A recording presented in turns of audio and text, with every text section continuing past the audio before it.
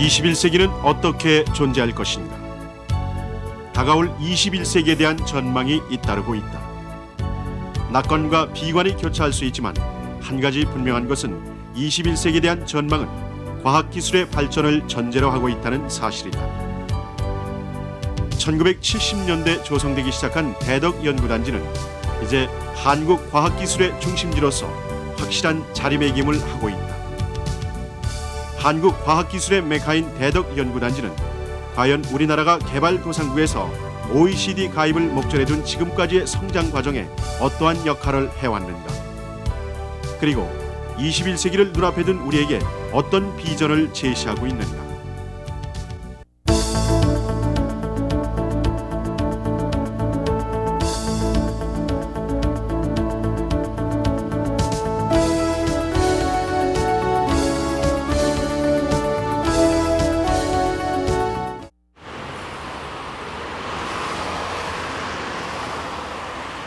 대덕연구단지의 아침 러시아워는 비교적 짧은 시간 동안 지속됩니다. 출근 시간대 도로를 가득 메웠던 차량들이 연구소 안으로 들어가 버린 9시쯤이면 주변 도로는 다시 평온을 되찾는다.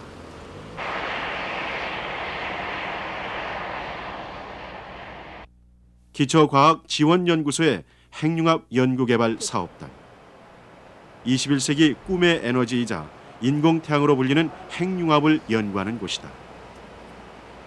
한빛으로 이름 붙여진 이 플라즈마 공동연구시설은 지난 92년 미국 MIT 대학으로부터 연구 장비를 이관받는 것으로 설치 작업을 마치고 시험 가동도 성공적으로 마쳤다.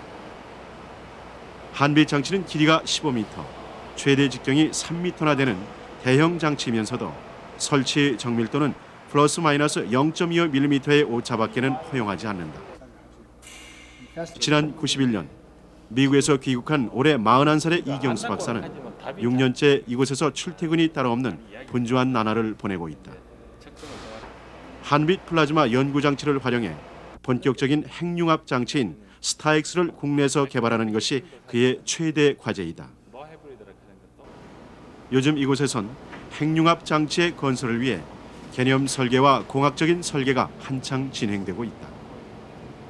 실험 장비 하나 없이 보낸 지난 5년과 비교하면 이제는 무엇인가 할 수 있는 기반은 마련된 것이다. 지금은 우리가 설계를 하는 단계인데 99년도 부근에 가면은 이제 장치가 만들어지기 시작하고 2000년대에 가면은 이제 조립이 일어나서 2002년도에 가서는 장치가 이제 마지막 마감하는 상태가 되고 우리가 요즘 이야기하고 있는 그 월드컵 하는 해에 마감해서 그때 처음으로 가동할 수 있도록 그런 목표를 맞추려고 지금 일을 하고 있습니다.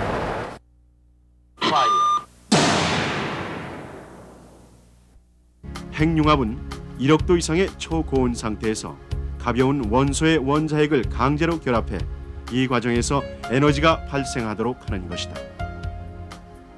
핵융합은 바닷물에 무진장 함유되어 있는 중수소를 기본 원료로 사용하며 중수소 1g당 석유 50g에 해당하는 에너지를 추출해낼 수 있어 21세기 꿈의 에너지로 불리고 있다.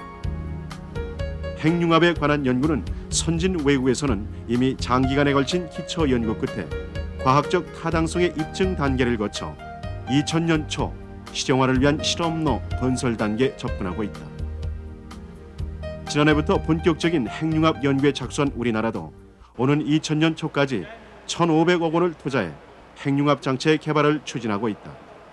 저희 나라가 이 시점에서 참여하지 않을 경우는 영원한 기술 종속국으로 남을 가능성이 농후한 그런 연구 테마인과 동시에 우리 국가가 한 단계 높은 기술 수준을 갖는 그러한 산업계의 막대한 향상을 가져올 수 있는 좋은 기회로 보여지고 그러한 경험은 이미 일본에서 한 차례 겪은 역사가 있습니다. 우리는 살아 움직이는 모든 공간에서 과학기술과 끊임없이 만나고 있다. 미래는 어떻게 존재할 것인가? 이는 상당 부분 이들 과학기술자들의 불확실성에 대한 도전과 그 연구 결과에 달려 있다.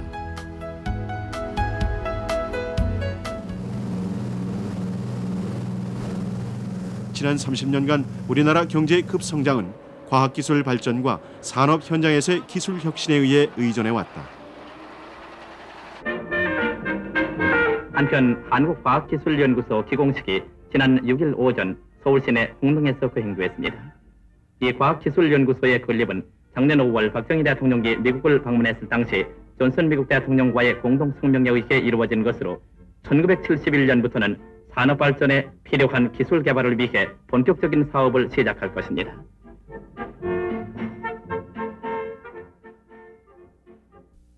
국가의 경제 발전을 위해 과학기술의 역할론이 대두되던 1960년대 산업기술의 발전을 위해 정부가 처음 설립한 것이 바로 한국과학기술연구소다.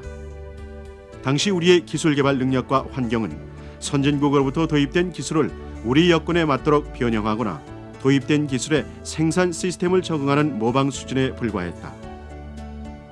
그러나 70년대에 들어 경제가 요구하는 기술 수준이 고도화되고 전문화된 영역을 담당하는 연구기관의 필요성이 대두되면서 분야별 정부 출연 기관의 설립과 함께 지금의 대덕연구단지가 조성됐다. 840만 평의 부지에 조성된 대덕연구단지는 지난 78년 표준연구원의 입주를 시작으로 20년이 흐른 지금은 모두 56개 연구기관이 입주해 있다.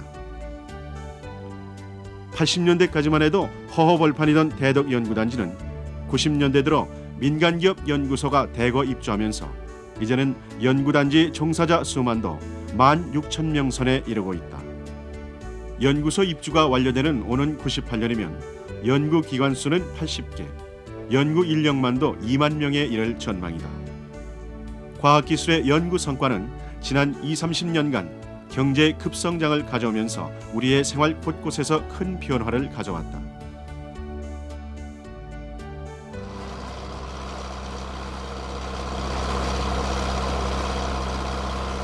전남 여천에서 100km 30분을 나가면 소담스런 풍경의 섬마을이 눈앞에 펼쳐진다. 하화도는 우리나라 최초의 태양광 발전소가 건설돼 있는 곳이다. 지난 88년 건설 당시만 해도 50가구에 이르던 하화도는 지금은 30가구만 살고 있다. 20kW 발전 용량으로 건설됐던 하화도의 태양광 발전소는 지난해 60kW로 용량을 늘리면서 섬 주민들은 이제는 전기 걱정을 하지 않게 됐다. 태양 전지를 이용해 태양 에너지를 전기 에너지로 직접 변환시키는 태양광 발전은 낮 시간에 발전을 해 야간에 이용하게 된다. 발전소 내부는 올해부터 대전의 에너지 기술연구소에서 원격 조정을 하고 있다. 내년부터는 전국 50호 이하 도서에는 모두 이 같은 태양광 발전소가 건설될 계획이다. 특히 태양광 발전은 수력이나 화력, 원자력 발전소 건설에 비해 비용이 극히 적게 되는 데다 건설 공기도 짧아 여름철 피크타임 때나 특수 목적 사용을 위한 연구가 진행 중이다.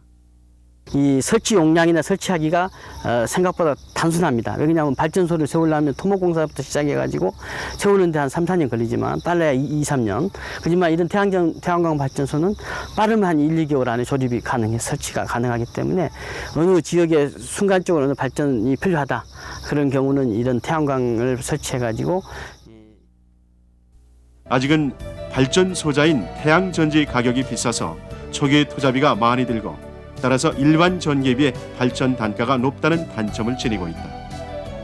이에 따라 태양 전지에 대한 경제성을 확보하기 위한 연구가 계속되고 있다.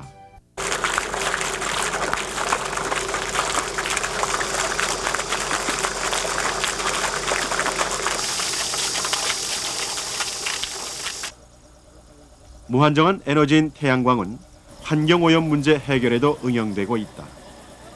화학물질을 투입하지 않고 태양열을 이용해 폐수내의 유독성 폐기물을 완벽하게 처리할 수 있는 태양 반응기가 올해 에너지기술연구소에서 개발됐다. 염색 공장에서 나온 폐수를 가져다 촉매를 섞고 태양열 판 밑에 설치된 유리관을 통과시킨다. 시간이 흐르면서 폐수의 색은 점차 옅어지고 30분이면 완전 탈색된다. 반도체 성질을 가진 광촉매는 태양광이나 파장이 비슷한 인조광을 흡수하게 되면 폐수내의 유독물질과 중금속을 산화나 환원 과정을 거쳐 무해물질로 변화시키게 된다. 태양 반응기는 화학약품에 비해 유기물질의 분해 능력이 뛰어난 데다 폐수내의 촉매를 바꿔줄 경우 유독물질의 종류에 관계없이 처리할 수 있는 장점이 있다.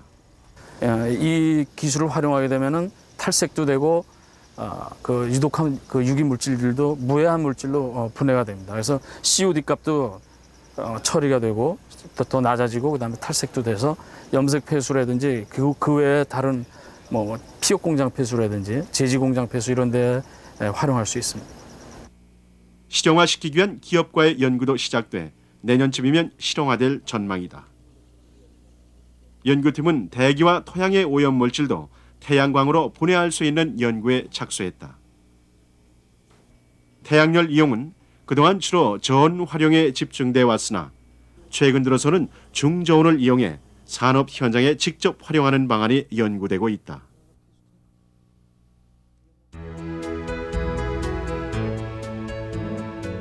개발도상국에서 중진국 도입까지는 원천 기술을 도입해 한국형으로 만드는 것이 최대의 관건이었다. 한국형의 가장 대표적인 사례로는 한국 표준형 경수로를 들 수 있다.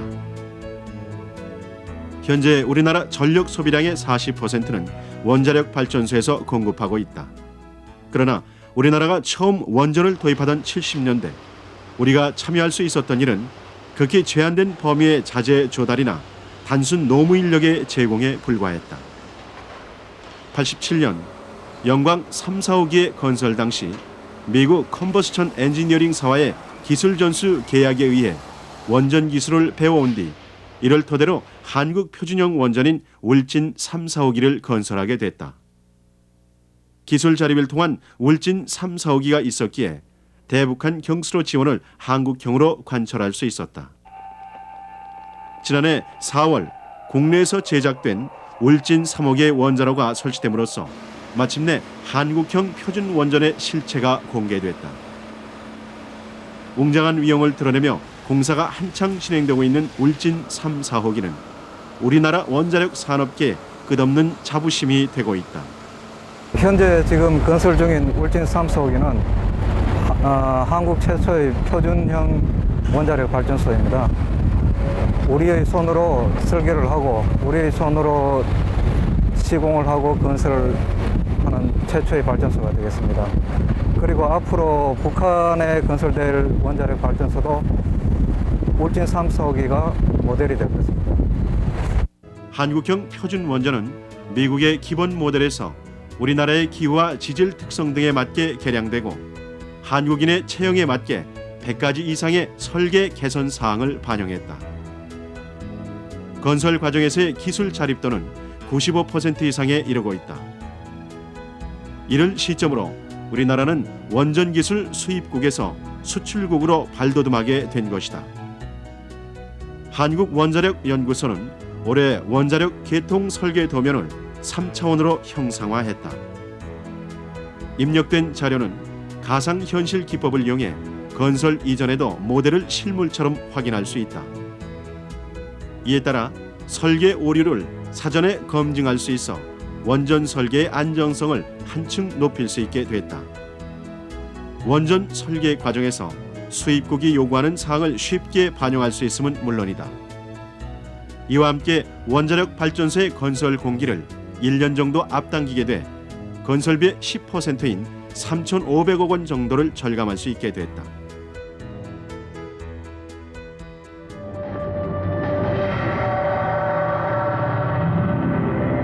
(30여) 년의 기술 축적으로 이제 우리나라 연구계와 산업계에서는 괄목할 만한 연구 성과가 쏟아져 나오고 있다. 전자통신연구소의 이동통신 개통연구실. 이 연구실에서는 지난해 세계 최초로 CDMA 방식의 디지털 이동 전화를 개발, 실용화하는 데 성공했다. 연구원들은 한 가지의 연구가 끝난 뒤 홀가분한 마음을 가질 겨를도 없이 또 다른 연구를 진행하고 있다. 이동 전화를 이용해 팩스를 주고받을 수 있는 팩스 전송망 실험이다. 지난 89년부터 870억 원의 사업비가 집중 투자돼 개발된 디지털 이동 전화는 기존의 아날로그 방식에 비해 10배 이상의 가입자를 수용할 수 있다. 혼선이나 통화음의 단절이 없어 국내 이동통신 시장의 확대에 획기적인 전기를 마련하게 된 것이다. 그러나 이들 연구팀에겐 연구 기간 내내 불확실성의 벽을 뛰어넘는 용기가 요구됐다. 아직 세상에 선보이지 않은 최초의 방식을 우리가 시스템화시키는 그런 연구였기 때문에 이 연구가 성공해가지고 잘 쓰여질 수 있는지 우려하는 분들이 많았었습니다. 그래서 개발에 성공할 수 있느냐, 성공했을 때 과연 경제적인 값어치가 있는 물건이냐 하는 질문들이 많았는데요. 그런 것들이 저희들을 많이 괴롭혀가지고 연구 개발에 대한 노력보다도 더 어려운 점이 많았던 것 같습니다. 디지털 이동 전화의 원천 기술은 미국 퀄컴사가 소유하고 있다. 퀄컴사로부터 원천 기술을 제공받은 전자통신연구소가 시스템 개발에 먼저 성공한 것이다. 그러나 원천 기술을 보유하고 있는 미국 퀄컴사는 아직 실용화에 성공하지 못하고 있다. 필요성이 절실했던 만큼 더 많은 노력을 기울인 결과였다. 최근 국제적인 연구 동향은 이동 전화를 통해 화상회의도 가능한 멀티미디어 시스템의 개발에 집중되고 있다. 끊임없는 경주가 계속되고 있는 것이다.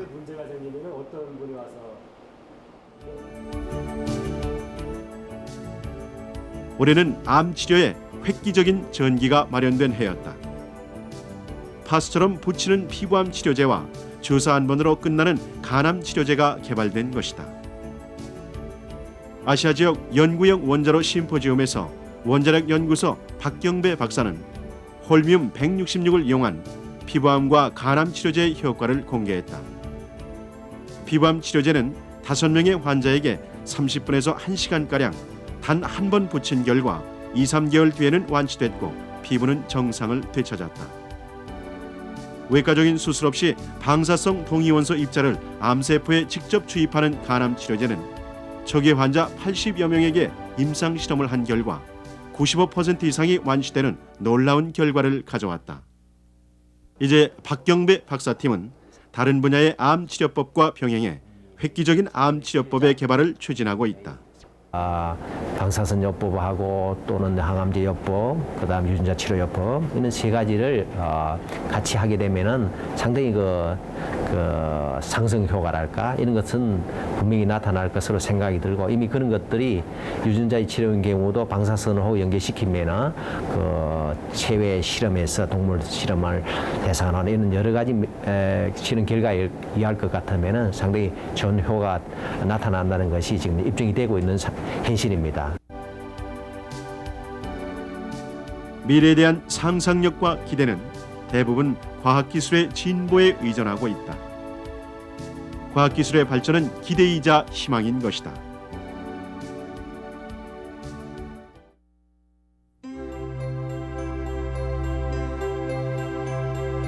(330여 년 전) 뉴턴이 만유인력의 법칙을 발견한 사과나무에서 접목한 이 나무는 20년이 흐른 지금도 거의 변함없는 모습을 보이고 있다.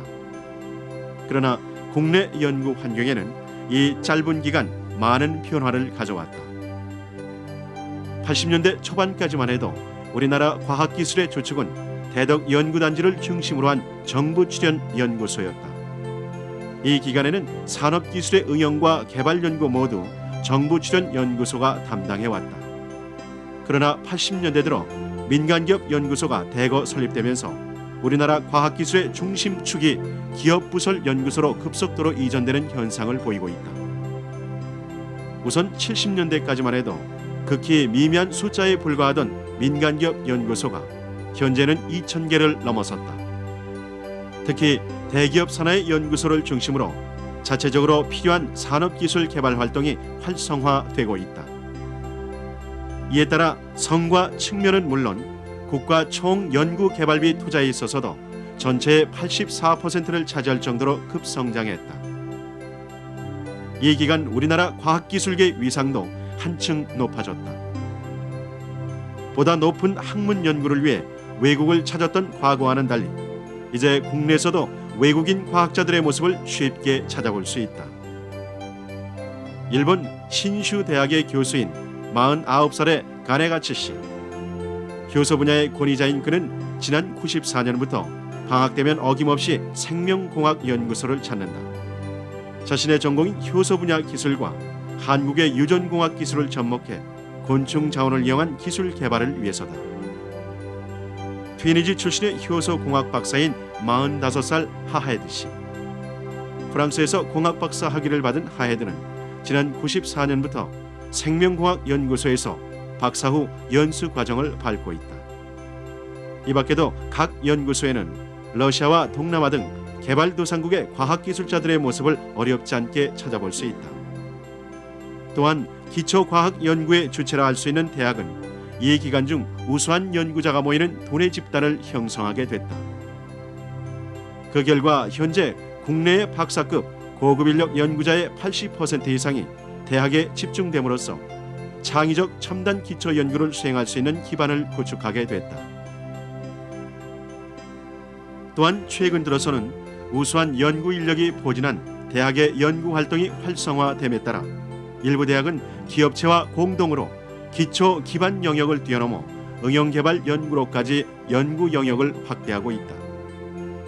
그러나 아직도 국가과학기술의 주체인 기업과 대학, 출연연구소가 상호 보완적인 요소라기보다는 독립적으로 존재하는 양상을 띠고 있는 것이 현실이다.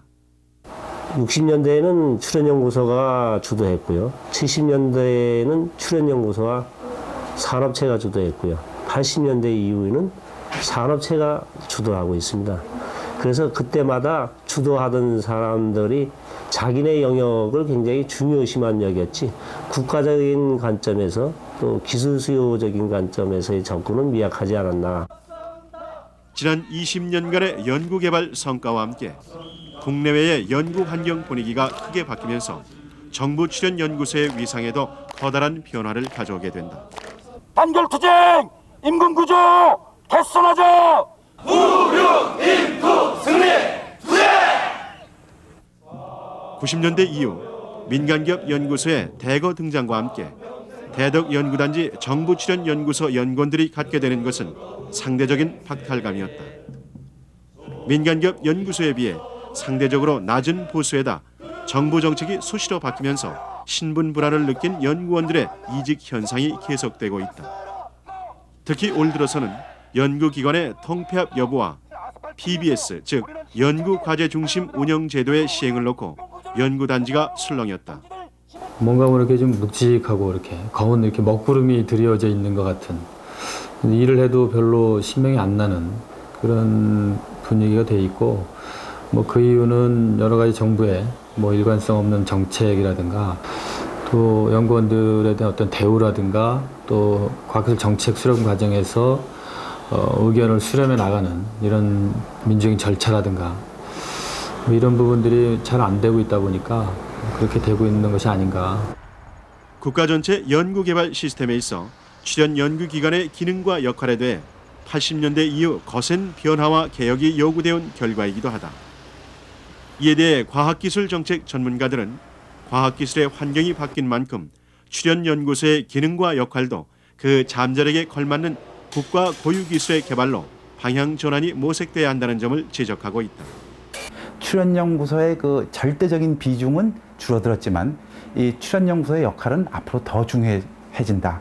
예컨대 이 공공복지기술이라든지 또 산업기술의 그 기반 영역이라든지 이런 분야는 앞으로도 국가를 대리한 이 정부 출연연구소의 역할이 점점 중요해지는 그런 영역입니다. 따라서 이 과학기술 전체에서 출연연구소의 상대적인 그 비중이 저하됐다고 해서 출연연구소의 역할이 줄어든다 이렇게 말하는 건 난세스입니다. 그러나 최근 들어서는 정부 출연 연구소뿐만 아니라 과학기술계 전반에 위기의식이 퍼지고 있다.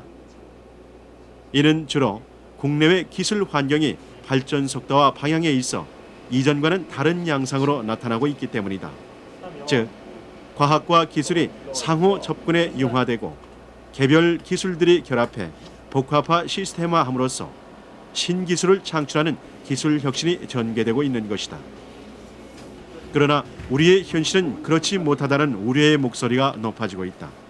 기술이라고 하는 것이 연구소나 이런 데 대학에서나 한 그런 울타리에만 꼭 갇혀 있으면 별로 가치가 없습니다.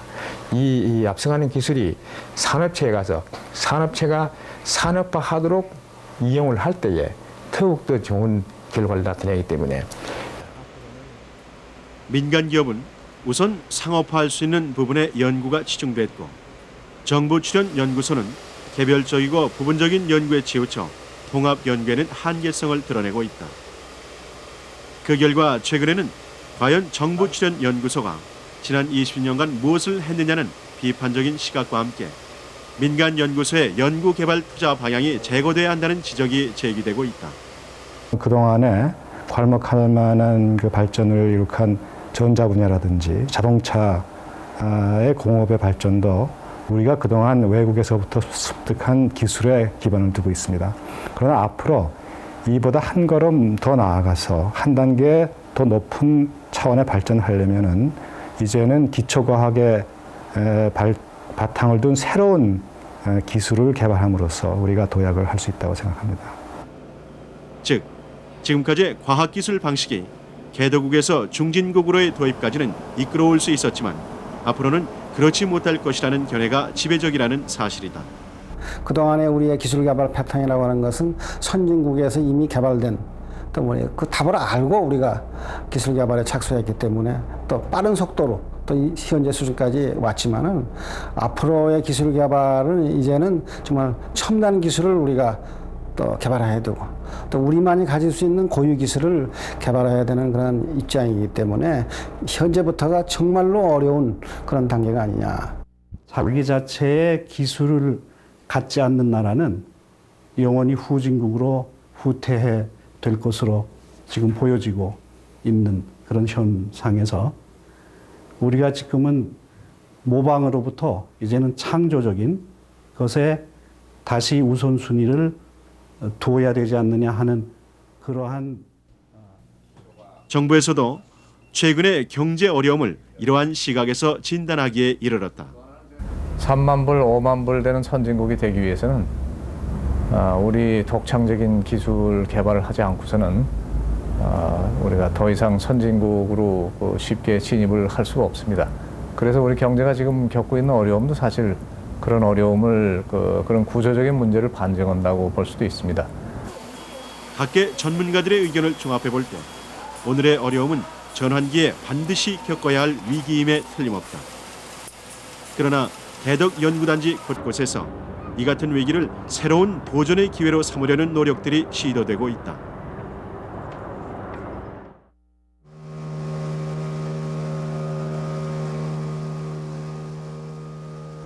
지난 8월 하순 한국기계연구원 신명수 박사와 연구원들이 이른 아침부터 서둘러 논산 탑정저수지에 도착했다. 초고속선, 일명 위그선이라고 불리는 배 모형의 첫 운항 시험을 하는 날이었다. 하지만 이날따라 바람이 심했다. 크기가 1m 남짓해 지금은 장난감 수준이지만 신 박사팀은 물 위에 떠서 시속 500km 이상 달릴 수 있는 초고속선을 연구 개발 중이다. 그런데 물 위를 떠서 날아야 할 때가 엔진 작동이 자꾸 꺼지고 물속으로 계속 가라앉는다. 그다음에 RPM은 어떻게 할까요? 어저께 걸로 봐서 한 8,000 RPM 정도로 고정시켜야 되는데.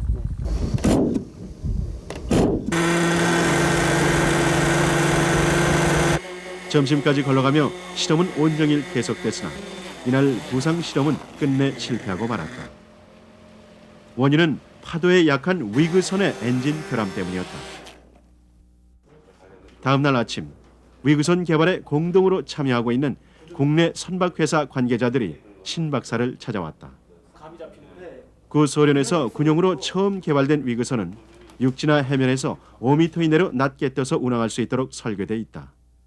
따라서 항만이나 공항 시설이 필요 없고 기존의 항공기보다 대형화가 유리한 새로운 개념의 운송 수단이다. 러시아로부터 넘겨받은 설계도에도 개념도만 나와 있을 뿐 핵심 기술은 아예 지워져 있다. 저 개념도만 나와 있고 정확한 건 지금 우리한테 키 테크놀로지는 안 주겠다고 그랬거든요. 노하우하고 사인 딱 했죠. 노하우. 위그선은 파도가 거의 없는 러시아 호수 환경에 맞게 개발되어 있기 때문에 보통 2, 3m의 파도가 있는 우리나라 바다에서 그대로 상용화하기에는 결정적인 단점을 지니고 있다. 결국 우리 실정에 맞는 한국형의 개발이 불가피하다는 결론이다. 어떤 초보적인 기본적인 기술은 러시아에서 도입을 하고 그다음에 저희들 그 실정에 맞는 그 한국형, 그 아시아권에서 그 다닐 수 있는 그 한국형 위그는 그 도입된 기술에다 저희가 덧붙여서 그 실전화를 시키는 것을 목표로 지금 추진을 하고 있습니다. 이 위그선에 대한 개발은 현재 세계 몇몇 나라에서 연구가 진행돼 5년 이내에는 실용화가 이루어질 전망이다. 따라서 요즘 신박사 연구실은 2년 이내에 기초 연구는 끝내야 한다는 긴장감으로 가득하다. 불확실성이나 순간의 좌절은 이들에게 뛰어넘어야 할 도전의 벽일 뿐이다.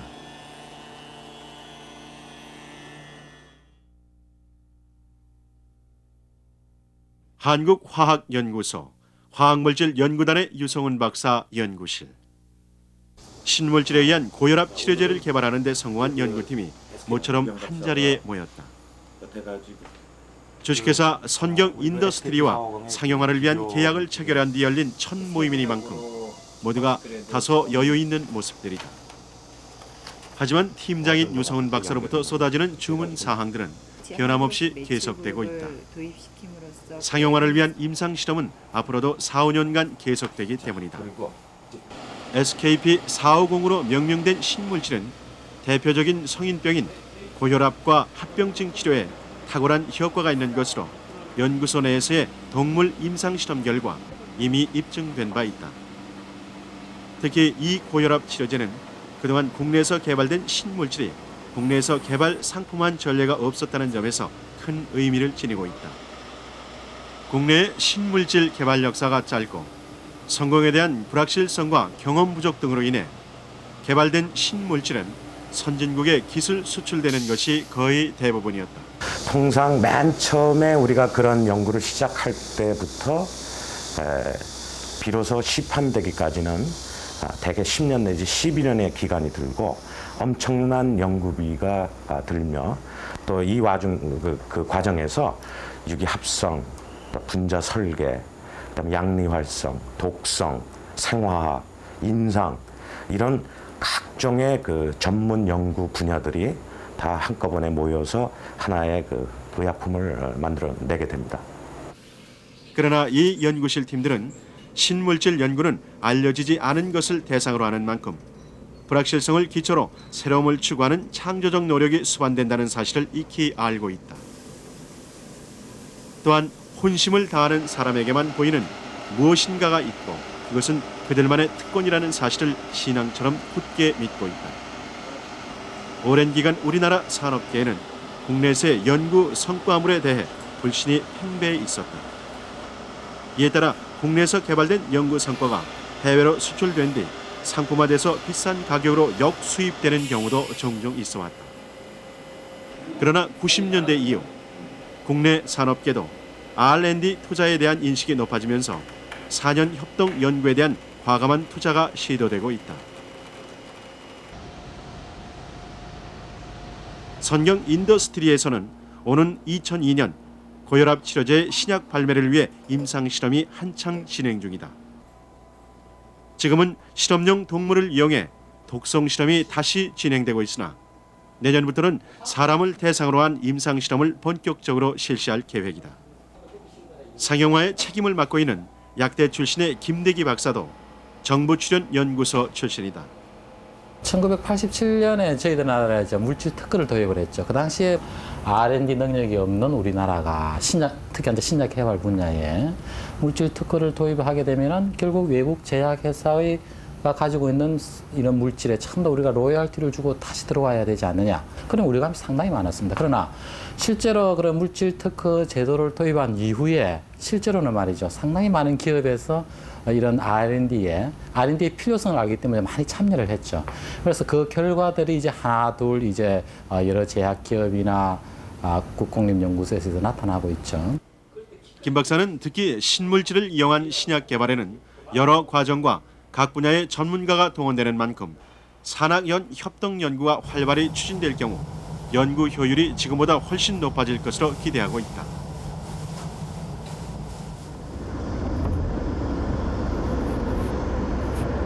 신탄진을 지나 충북 청원군 남이면으로 접어들면 국내 최초로 연구원 창업 회사들이 조성한 첨단 산업 협동화 단지가 자리 잡고 있다. 이곳에 자리 잡고 있는 반도체 장비 제조업체 아펙스도 연구원 창업 회사다. 전자통신연구소 연구원이었던 김상호 사장은 33살이던 지난 91년 총 자본금 4억 원 중 35%를 출자하고 나머지는 연구원들의 주식 공모를 통해 회사를 설립했다. 그로부터 5년이 지난 지금 아펙스에서 생산한 MOCVD 장비는 이제 반도체 시장에서는 모르는 사람이 없을 정도로 기반을 잡아가고 있다. 아펙스에서는 현재 국내 굴지의 반도체 회사와 장비의 공동 개발이 진행되고 있다. 회사 기밀이라며 취재팀의 촬영도 허용하지 않는다. 이 연구에는 외국인들도 다수 기술 자문으로 참여하고 있다. 김 사장의 창업 동기는 지금까지 우리 산업이 추구해온 바로 그것이다. 연구소 재직 당시 수입해 쓰고 있는 반도체 제조 장비가 너무 비싸 기술 개발로 국산화할 경우 절반 가격으로 쓸 수 있을 것이란 기대 때문이었다. 연구소에서는 양산의 어떤 장비를 생산하는 것보다는 연구에 필요한 부분적인 그런 국산화만 수행되기 때문에 그게 연구로서만 거의 종료되고 실제로 반도체 장비라는 하나의 사업으로 이어져 가기는 그 내에서는 상당히 불가능하다고 생각해서 그렇게 나왔습니다. 창립 당시 4명에 불과하던 아펙스의 직원은 현재 85명. 그중 절반에 가까운 35명은 아예 전자통신연구소로 출퇴근을 하며 기술 영역에 관여하고 있다. 아펙스의 올해 예상 매출액은 70억 원. 오는 2000년의 매출 목표액은 500억 원이다. 매년 2배 이상의 매출 신장액을 기록해온 점을 감안하면 목표 달성은 무난할 것으로 전망된다. 이 같은 연구원 창업 회사는 현재 대덕 연구단지 주변에만 40여 곳에 이르고 있다. 이들 연구원 창업 회사들은 최근 대덕 21세기라는 모임 결성을 추진하고 있다. 이 업종 교류를 통해 창업 초기의 어려움을 서로 덮고 우수한 창업 회사가 계속 생겨날 수 있도록 분위기를 조성한다는 계획이다. 또한 이들은 몇 년 이내 회사마다 100억 원의 매출을 올릴 경우 현재 대덕 21세기 회원만으로도 대전 주변 지역에서 4조 원의 매출액은 올릴 수 있다는 야심을 드러내고 있다. 대전시도 대덕 연구단지 기술 인력의 활용과 이들의 정착이 대전 지역 경제 활성화에 척도가 될 수 있다는 판단 아래 지원에 적극적인 모습을 보이고 있다. 가장 직접적으로 저희가 지원하는 것이 우선 자금 지원입니다. 연구단지에서 많은 연구원들이 근무를 하시다가 또 창업을 하시는 분들이 많이 계십니다. 저희 대전 지역에도 한 30분 정도가 대전 지역에서 창업을 하고 계시는데 그분들이 하는 업종이 고부가가치고 또 고도의 기술력을 바탕으로 하는 것이기 때문에 상당히 장래가 밝은 또 우리 대전이 나가야 될 산업의 방향과 맞기 때문에 대덕 연구단지 연구원으로서 근무를 하시다가 창업한 분에 대한 자금에 대해서 특별 우대 조치를 하고 있습니다. 진정한 세계화를 위해선 지방화가 우선돼야 한다는 관념이 이제는 상식으로 받아들여지고 있다. 이를 위해 대덕 연구단지도 20-30년간 쌓은 연구의 노하우를 지역 기업에 전수하는 데 적극적인 모습을 보이고 있다. 한국화학연구소 박윤환 박사팀은 최근 포장 상자를 수송하거나 적재할 때 미끄럼을 방지할 수 있는 접착제를 개발했다. 이 미끄럼 방지제는 방향에 따라 접착력이 달라 위아래로는 쉽게 떨어지지만 옆으로는 잘 떨어지지 않는 새로운 개념의 접착제다. 이 접착제를 운반할 상자의 분사식으로 뿌릴 경우 재포장할 필요가 없고 상자에 손상을 주지 않아 포장재 재활용도 가능하게 됐다. 이 기술은 회사원이 4명인 천안의 중소창업기업에 이전돼 이달부터 생산에 들어갈 예정이다. 매출액은 연간 110억 원이 예상된다. 기술력이 곧 경쟁력이라는 사실을 입증해 보여주고 있는 것이다.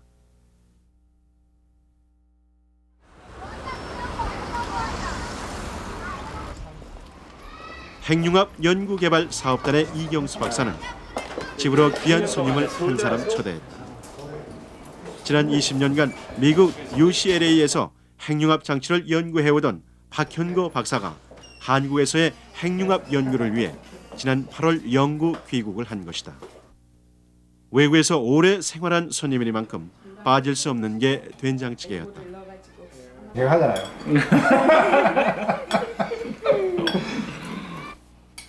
미국 텍사스 주립대에서 연구원으로 일하던 이 박사와 박현거 박사는 지난 90년 미국의 핵융합 세미나장에서 언젠가는 한국에 돌아가 핵융합 연구의 기틀을 마련하자는 약속을 했었다.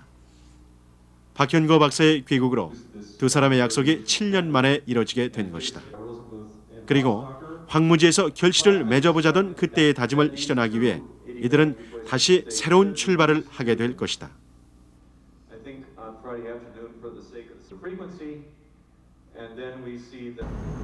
밤이 깊어도 대덕 연구단지에 불은 꺼질 줄을 모른다.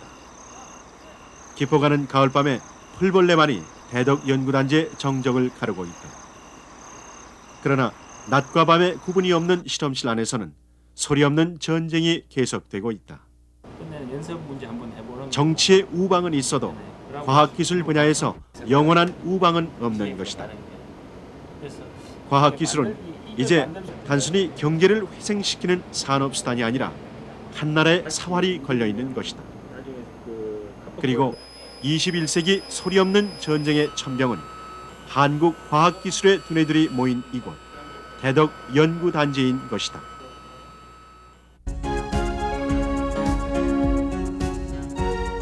세계 질서가 경제 중심으로 재편돼 가고 있다. 다가오는 21세기. 세계 시장에서 경쟁력을 확보하고 무한 경쟁 시대에 살아남기 위해서는 국가 고유의 첨단 기술 확보가 필수 요건이 되고 있다. 이 책무는 연구원들의 몫인 동시에 시대적 소명인 것이다. 하지만 연구원들은 사기를 먹고 산다. 이들이 긍지를 갖고 연구에 전념할 수 있는 분위기 조성은 과학기술자에 대한 폭넓은 애정과 이해에서 비롯된다. 과학자를 아끼는 나라. 이러한 풍토가 조성되고 연구가 진행될 때 다가오는 21세기는 우리에게 희망을 안겨줄 것이다.